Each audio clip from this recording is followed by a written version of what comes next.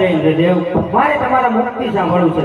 સાંભળો યાર, પહેલા વર્ષ મુનિઓ હજારો વર્ષ કરતા સદા મારા ઇન્દ્રસિંહને ન્યાજ બનાવતી અને આ કાળનો કાળો માનવી મારા ઇન્દ્રસિંહને પોતાના પાણીને અલગ કાળો કરી રહ્યો છે.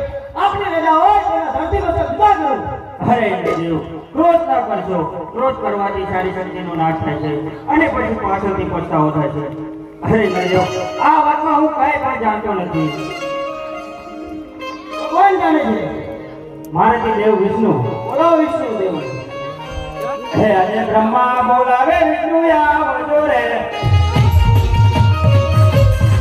હે આજે બ્રહ્મા બોલાવે વિષ્ણુ આવજો રે. હે આજે ઇન્દ્ર કોઈ મોજા આવજો રે, કોઈ મોજા. બ્રહ્મા બોલાવે વિષ્ણુ આવજો રે.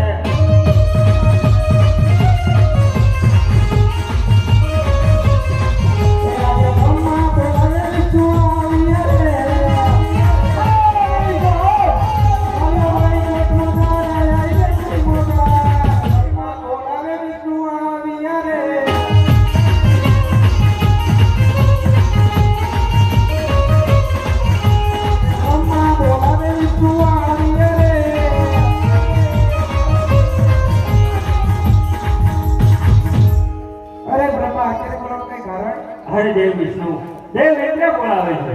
અરે ઇન્દ્રદેવ, અત્યારે બોલાવવાનું કઈ કારણ? અરે ઇન્દ્રદેવ, બધું જાણો છો તમારી કસોટી કેમ કરી?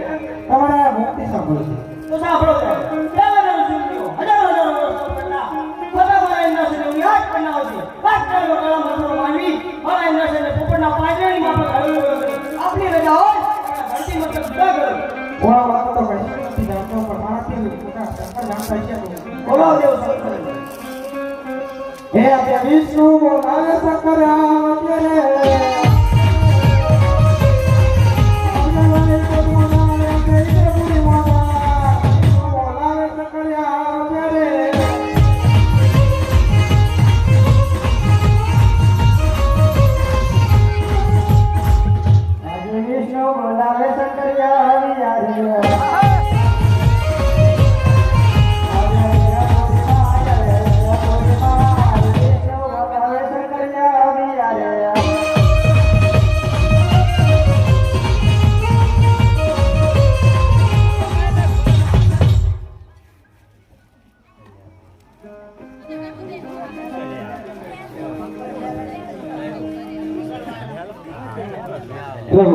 અરે વિષ્ણુજી, અત્યારે મને બોલાવવાનું શું કારણ?